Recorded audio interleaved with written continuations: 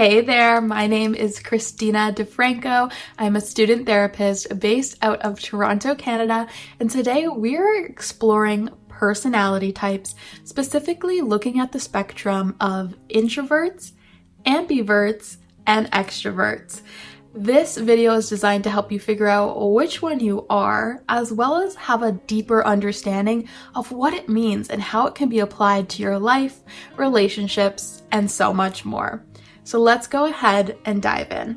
Beginning with introverts. These individuals often feel the best when they are in smaller, quieter settings and have the opportunity to be more introspective. Think about activities such as reading, journaling, or even meditation. I want to be really clear because this is where the most confusion happens. It's not that introverts don't like to be around people or that they are antisocial. Instead, it's that they recharge or re-energize by spending time solo. For example, if you crave a night in after a long, exhausting day, you may lean a little bit more towards the introvert side of the spectrum. Introverts are deep thinkers. They are great listeners, and they tend to spend a lot of time in the world of their inner thoughts, feelings, and emotions. They can also easily feel overwhelmed in overstimulating environments such as large crowds or big groups of people.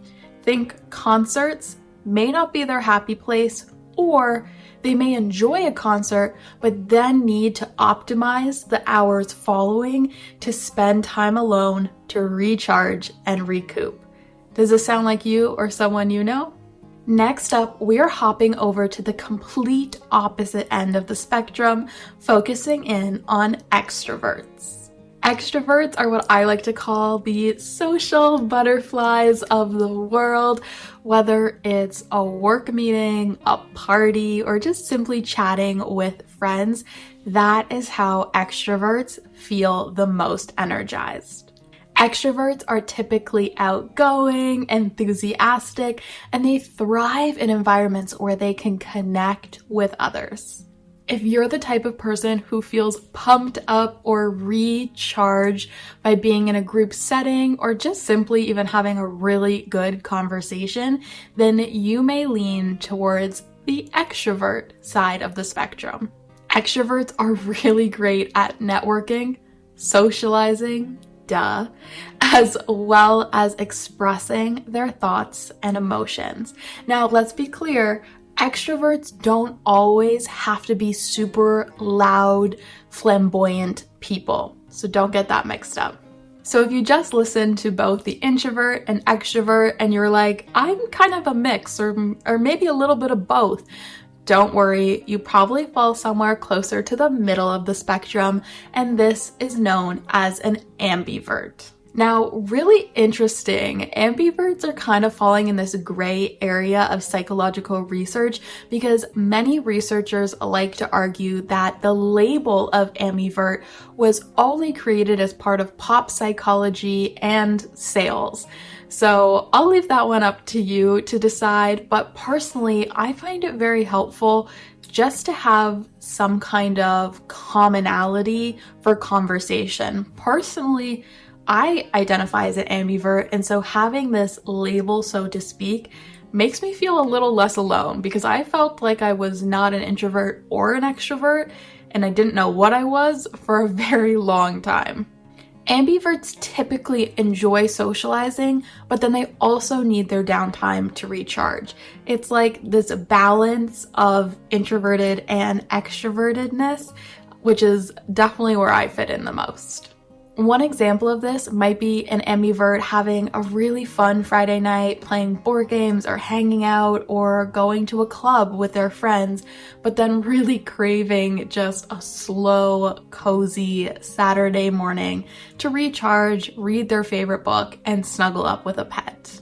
Overall, ambiverts are super adaptable. They can socialize and they can also spend time alone. I like to think of ambiverts as a flexible socializer. A little tidbit is that ambiverts can also switch between their extrovertedness and their introvertedness depending on the season of life they're in, how they're feeling, and various other circumstances that affect their overall thoughts and behaviors.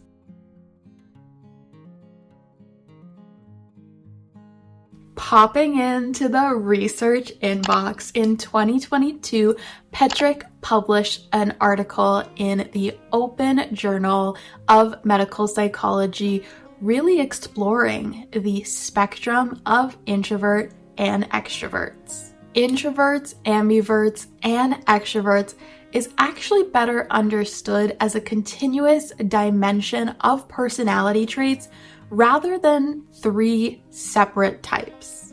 Truthfully, extreme introverts or extroverts are very rare. Most people are somewhere on the continuum or spectrum instead.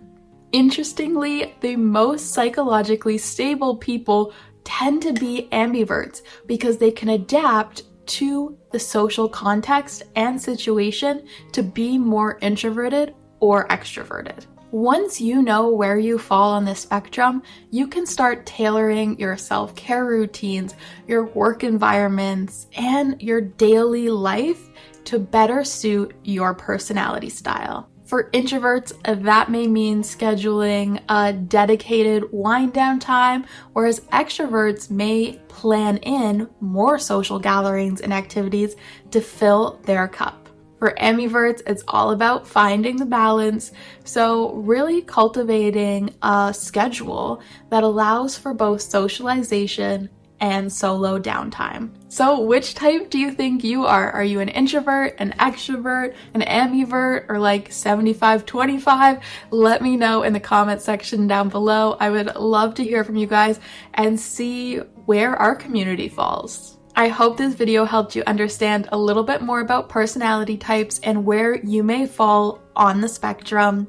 Now, remember that your personality traits are a strength, especially when you get to utilize them properly. So don't be afraid to dig in and learn a little bit more about them. If you found this video helpful, please don't forget to give it a thumbs up and subscribe by clicking the big red button down below.